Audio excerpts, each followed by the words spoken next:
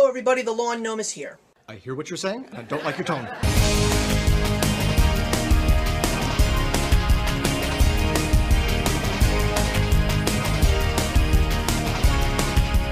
Continuing on with the television week, we're going to talk about new shows that actually came out on the current networks. These are shows that actually arrived during the midwinter break of the other network television shows. I've got 3 shows to talk to you guys about today, 2 that are brand new, and 1 that's been around for a while, and it's not necessarily one that came out in January during the midwinter break, but it's a show that I really should have gotten into a long time ago. So the first show that I want to talk to you guys about is on ABC, and it is a show called Fresh Off the Boat. I really don't have much to say about this show, all except for the fact that this show is terrible.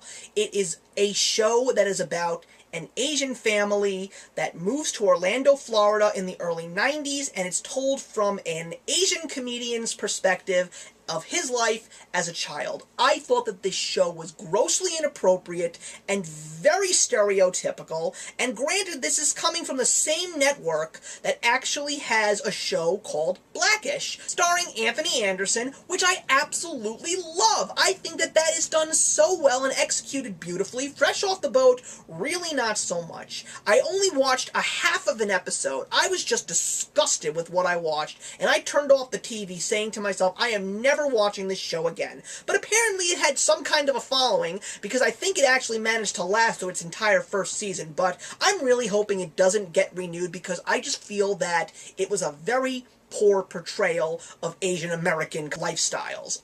Just a terrible, terrible show.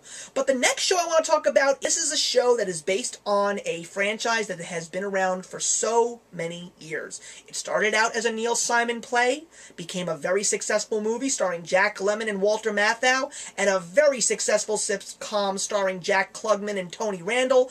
It's a new version of The Odd Couple that is produced by none other than Matthew Perry, who plays Oscar Madison, the sloppy one, alongside Thomas Lennon, who plays Felix Unger, the neat one. Now, I had very, very, very high hopes, and yet I was very nervous because of the fact that this is a show that could have gone in 2 different directions. It was either going to rely too much upon the source material and just not live up to lifestyles the way it is today, or it was going to give us something brand new and really give us something good to watch.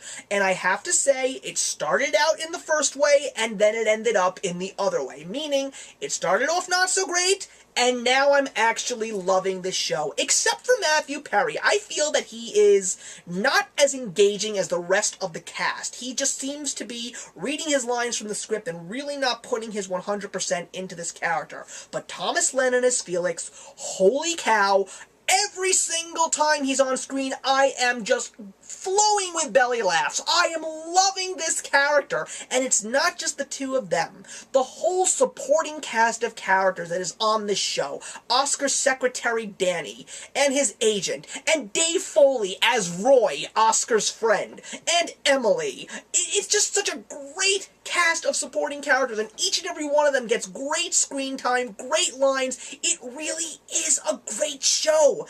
And it's because of the fact that these characters are so significant to the story that you forget about the fact that Matthew Perry is just doing a subpar job as Oscar. But I'm so happy that this show is successful, because I feel that this would get a whole bunch of younger kids to actually ask their parents about the older show and the movie, and who knows, maybe they'll even read the play. I'd love to see kids in their high school English classes actually pick up the Neil Simon playbook and maybe put together a class play for The Odd Couple, because I absolutely love this story. And I was also very respectful for the fact that the first episode was a condensed version of the whole play, and I thought that that was very respectable to Neil Simon and all the other greats that came before us to play Oscar and Felix together. But The Odd Couple is a good show, and I think it's going to get renewed for a second season. I'm definitely excited to watch it a little bit more. But now let's go back to ABC and talk about a show that I really should have watched such a long time ago, and that is Modern Family. Now, I, for one, was never a big fan of the mockumentary, but when I finally sat down and watched this show, I realized that it is not a mockumentary. It is an ingenious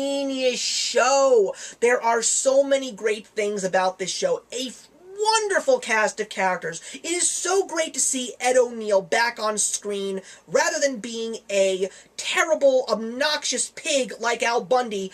Not that there's anything wrong with that. It's nice to see Ed O'Neill portraying a whole different character for a whole new generation, and maybe now he'll finally get those roles in films and other TV shows that he truly deserves. Not the biggest fan of Sofia Vergara, but she does have a significant role to play.